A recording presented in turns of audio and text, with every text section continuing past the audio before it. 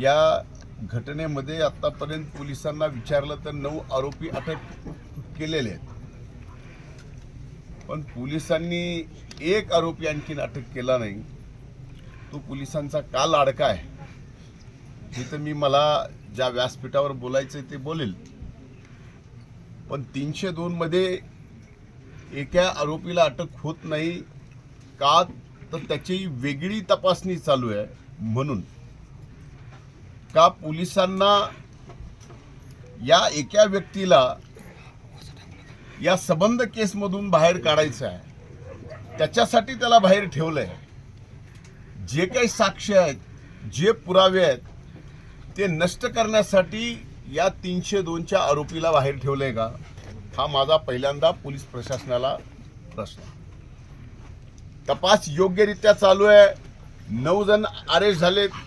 मग या एक व्यक्तीला अरेस्ट करण्यासाठी पोलीस का धजावतीये?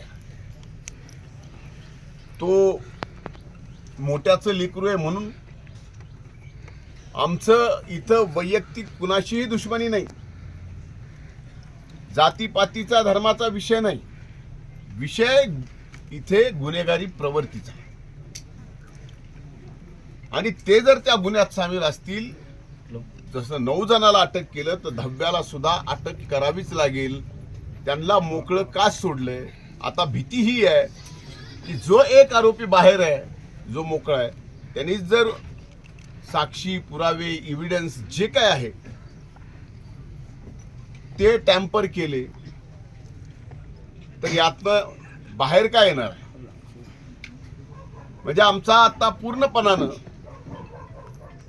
पोलिसांवरती असा संशय आहे की त्यांना या प्रकरणात एका आरोपीला वाचवायचं आहे, म्हणूनच ते अटक करत नाही. पण आज इथं उपस्थित सर्वांच्या साक्षीनं सांगतो की पोलिसांना सुद्धा त्या आरोपीला अटक करावी लागल. एवढ्या ताकदीनं आम्ही सुद्धा आता रस्त्यावर उतरू. आम्ही सुद्धा शांत बसणार नाही. एकाला एक न्याय, एकाला एक न्याय, एका गुन्ह्यात एकाला एक न्याय, एका दुसऱ्या गुन्ह्यात एकाला एक न्याय, वेगवेगळ्या प्रकारे. आतापर्यंत या बीड जिल्ह्यात 22 खून झालेत. दुर्दैव या बीड जिल्ह्याचं की पोलीस प्रशासन, काम करणाऱ्या पोलीस प्रशासनाच्या कर्मचाऱ्यापासून ते पोलीस अधिकाऱ्यापासून डीवायएसपी पासून फक्त एसपीला अन्नाव लावायचा अधिकार आहे. बाकी कुठल्याही पोलिसाला अन्नाव लावायचा सुद्धा अधिकार नाही. हे देशभरात कुठल्या जिल्ह्यात नसेल, ते आपल्या बीड जिल्ह्यात. आणि हे दुर्दैव आहे.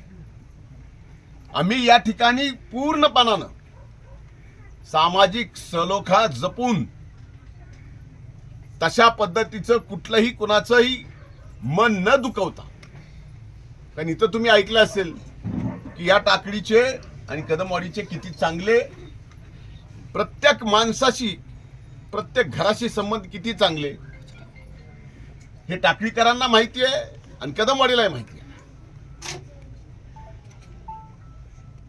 मारायला दाखवायचं एकाला आणि खून करायचा एकाचा.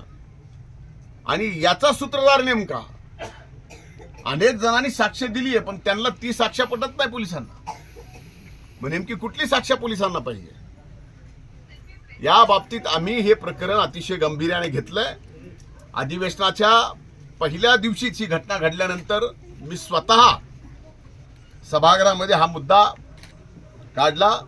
या मुद्द्यावर अतिशय प्रखरपणे मी सभागृहात भांडलो. आणि आता राहिलेला एक आरोपी, तो कुणाचाही असो, मला देणं घेणं नाही, कुठल्या जातीपातीचा असो, कुणाच्याही जवळचा असो, घेणं देणं नाही, पण न्याय हे सगळ्याला सारखा असला पाहिजे. आणि तो न्याय सगळ्याला सारखा मिळावा म्हणून पुन्हा एकदा मी विधानसभाचं अधिवेशन पावसाळी चालू आहे. सोमवारी पुन्हा हा विषय सदनामध्ये येणार आहे आणि तिथं मात्र तिथंही मी स्वस्थ बसणार नाही. एका आरोपीचे लाड का, हा माझा प्रश्न आहे. हे सुद्धा माध्यमांनी आता